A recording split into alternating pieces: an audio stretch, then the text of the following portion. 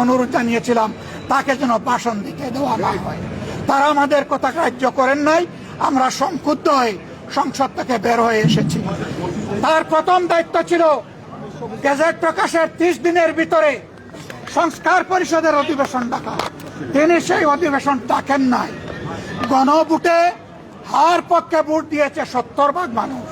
তিনি 70% জনগণকে, দেশবাসীকে অপমান করেছেন।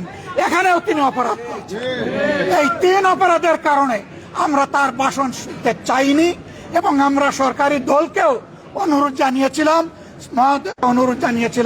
তাকে যেন ভাষণ দিতে দেওয়া না হয়। তারা আমাদের কথা গ্রাহ্য করেন নাই। আমরা সংক্ষুব্ধ হয়ে সংসদ থেকে বের হয়ে এসেছি। আমরা আগামীতে এই সংসদে কোনো অন্যায়কে আমরা বরদাস্ত করব না এবং মেনে নেব না। আমরা জনগণের স্বার্থের পক্ষে লড়াই করে যাব, অধিকারের পক্ষে লড়াই করে যাব।